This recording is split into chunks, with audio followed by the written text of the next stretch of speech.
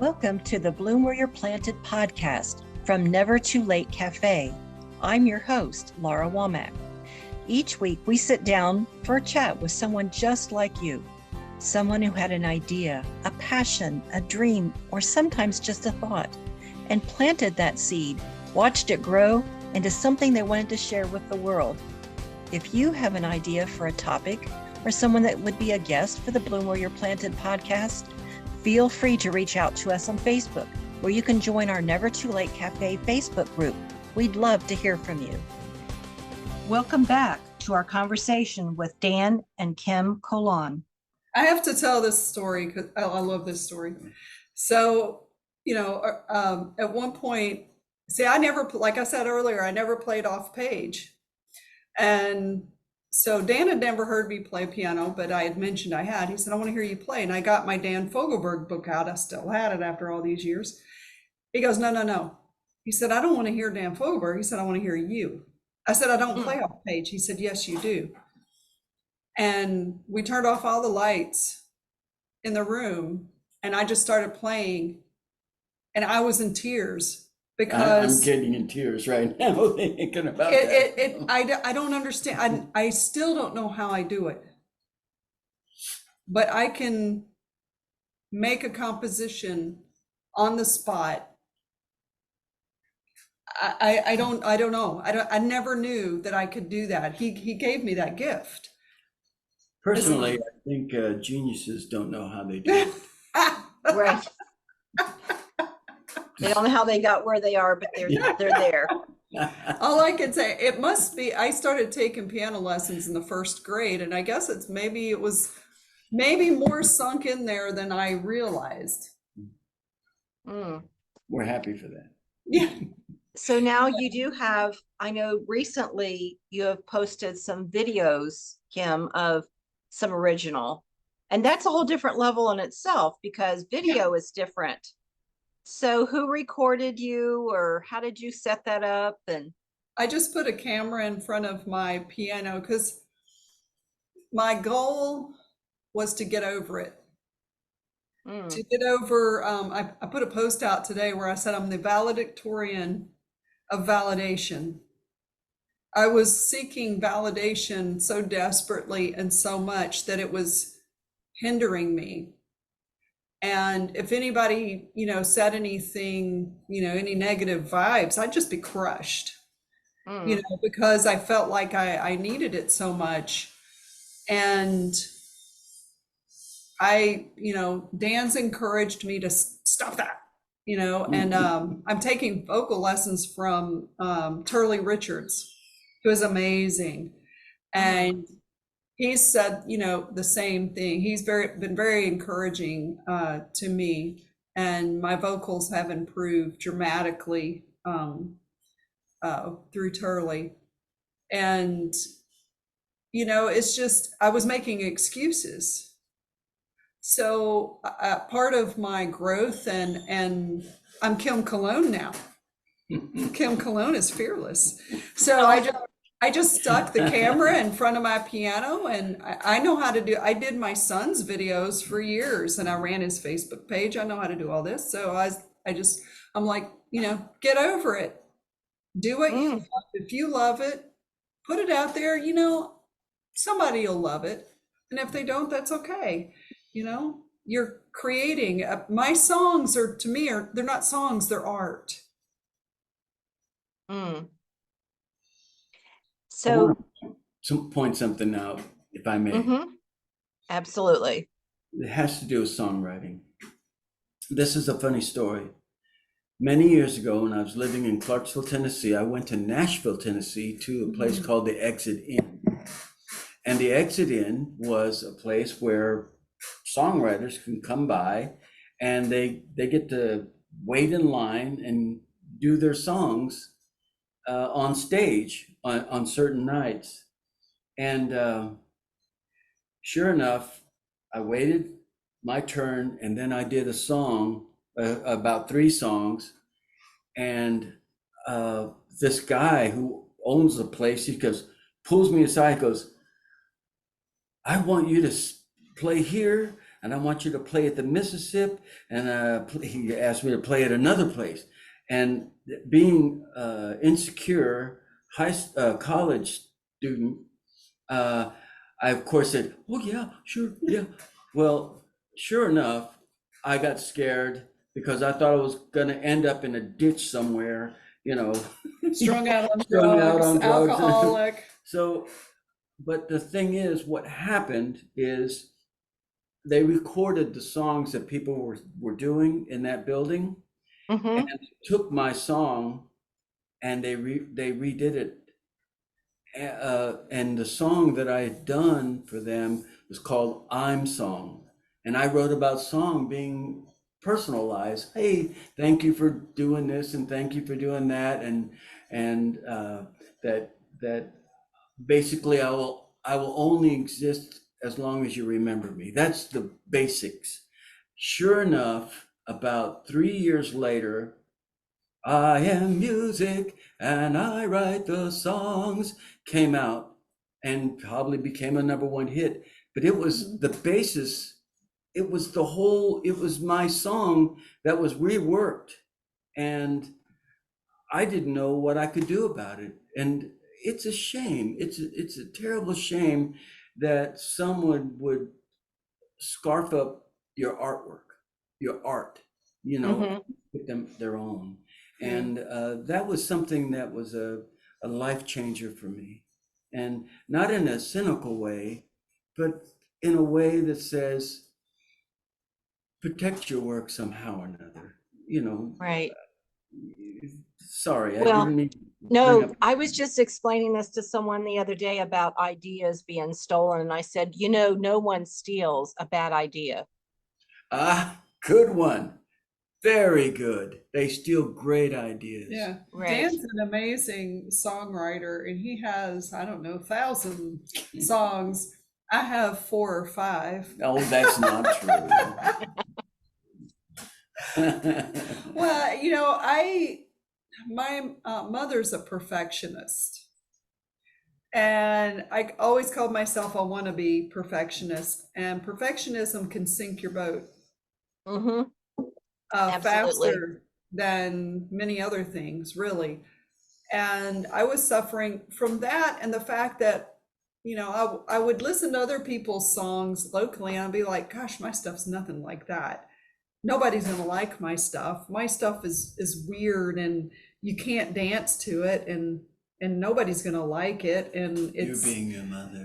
yeah, no, I'm saying. And then a friend of mine, Brendan Lewis, beautiful soul, he said, Kim, if you were a flower in your garden and you were in bud and you were getting ready to bloom, would you compare yourself to the flowers next to you before you bloomed?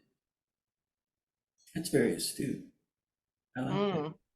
And that was so touching. And I was like, no, I wouldn't. I would just bloom. Wow. And so many things have come together. Yeah, Mhm. Very nice. I feel like I'm gonna cry. We're Well, both what a soft. great segue into what does bloom where you're planted mean to you? Well, today it means be true to yourself and don't be afraid. Be open and be loving to yourself as well as others. Mm. Good. And to create what you're meant to create. Because if you open yourself up, the spirit, which I call the creator God, that's where I'm at. That spirit will come to you, and what you are meant to create, you will create if you're open to it. Mhm. And don't be hung up on how many likes and loves and did somebody comment on it and this and that. Just create and just let it be, to quote somebody very famous. Oh, What about you, Dan? What does that quote mean to you? in my opinion, that plant came from a seed or something even smaller than that. And it was nourished and it began to grow. And the beautiful aspect of that, we are on one of the planets, one of the only planets that life exists on. And here we are, we're privileged beyond comprehension that we were given the opportunity to blossom, to grow, and to make statements and art and stuff that's beyond the capability of that plant. We have been gifted with so much. A horse stands in a field and eats grass. A cow does the same. We have the opportunity to create and also influence the new generations by our thoughts and our creations. And that blows my mind. I was born 3 months premature, and I spent 3 months in an incubator. My life wasn't brought up by a mommy that cares for me because she didn't, it was before the time when they realized that you had to have that personal time with your mother to bond. And so I became more of a survivalist, if you will. And I went through my whole life jumping in dumpsters and finding a Bat Masterson cane to walk with, and my bottom feeding that I do now comes from that. But the thing is, I express myself and my joy through the things I find, through the things I create, through the things I share. And I've become a giver of joy. And that is the essence of my being. Very nice words. So what words of wisdom would you share to someone that wants to do what you are doing or have done? In the realm of art, one of the first things I teach when I do teach drawing is I say, slow the brain down. Slow the brain down and begin to look differently at the things that you're drawing. The edges, the curves, the this, the that, because we're in a life that's high-paced. It's everything is rapid. And if you slow the brain down, you begin to see things in a different manner. And then you begin to represent them artistically in a different manner. And so slowing the brain down is probably my best advice. There you go. Nice words. Nice words. I would say, one of my missions is to bring peace and joy and love to others. But also, particularly with women and my generation and women older, we didn't have the support to do certain things that women have now. And I would say, if you're getting ready, if you think you want to do something, do it. But, look around, gather your tribe and your friends. As I mentioned earlier, I kind of jumped off the deep end, and it was good and bad. I was hurt because I was scared. And when you're scared and singing, the two don't go together very well. I in the beginning, I wouldn't even sing till the end of the night. So I'm not, but, look at your tribe and start with your friends and start making those, those baby steps. But, believe in yourself. Ask for help. and be willing to learn from everyone. And, don't be afraid to open your heart, even though it's going to get a little trampled now and then. It's okay. It's okay. It's part of learning. I belong to a beautiful community of so many beautiful people who are willing to help me and to help me grow. And I would say lean on your tribe, find your tribe. Very good words. So what is next for, you as a couple? I do want to mention that you got married like Yes, 2 months May. ago. In May. May 20th. Oh, he remembered. Well, He gets brownie very- points. He gets brownie points. so congratulations. So you're Thank a couple you. in multiple ways now. So what's next for you? For me, I am working on my book of poetry, and I am going, that was a dream at one point. It was just something I was saying I was going to do, we do that a lot. We were watching a movie the other day. I can't remember which one it was, but it was like, someday means never. So, yeah. I hate to use the word worked, but I don't know what else to use because it's a labor of love. I worked on it this morning, and every chance I get, I am working on my poetry book to make that happen. I also want for myself, and I'm not trying to be famous or make money with any of this. It's just a bucket list thing, not just, I don't just has the connotation that it's not important. It is important.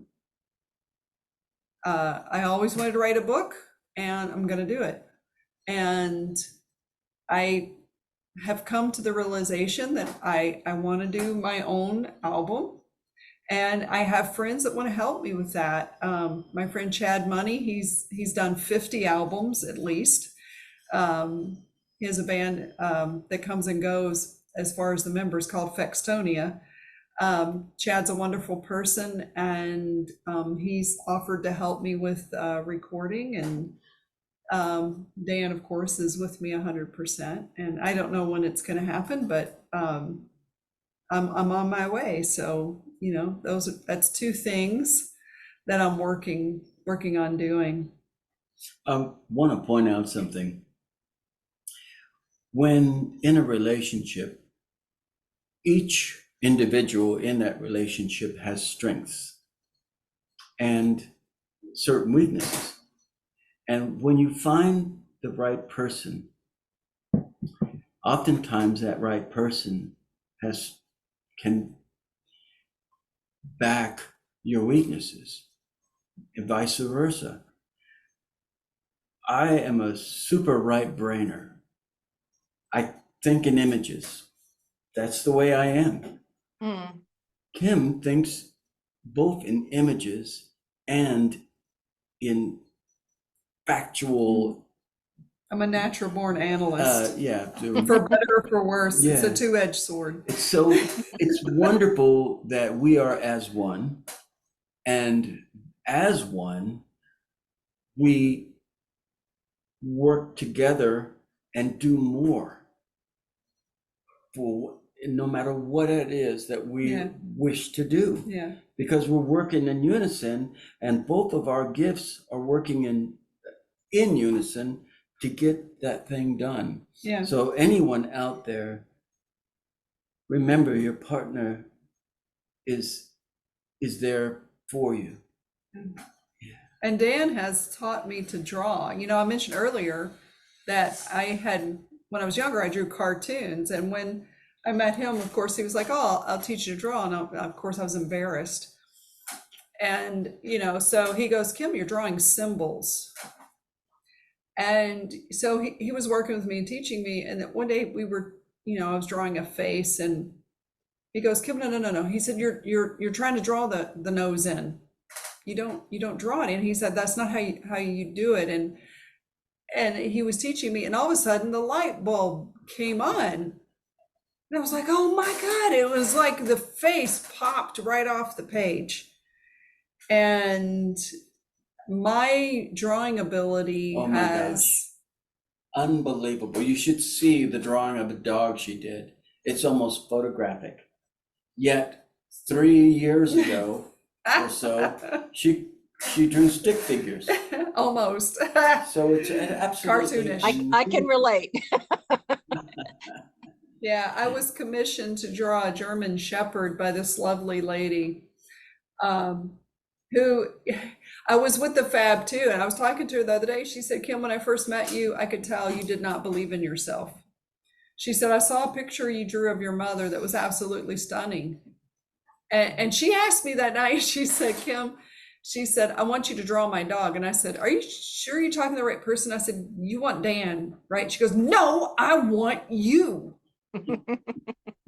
She was almost insulted, for good reason. I mean, I insulted her, like, oh, you don't know who you're talking to. She knew who she was talking to. She was talking to me. But I was so, my confidence was just like negative. And I was like, oh no, you don't mean me. And she's like, yes, I mean you. And I said, when do you want it? She said, whenever, no pressure. And that was so amazing to me. And of course, I was on cloud nine. Somebody asked me to draw their dog. And, I finished it recently. And Oh, I've seen it. It's beautiful. yeah, we're all very pleased with it. And I've told Dan that is one of the biggest, playing piano again, the way I do, is thanks to Dan. So that's a gift. Another gift is the gift of drawing. And he gave that gift to me. Mm. When I'm just going to go back a second. You said as one, and that's the name of your group.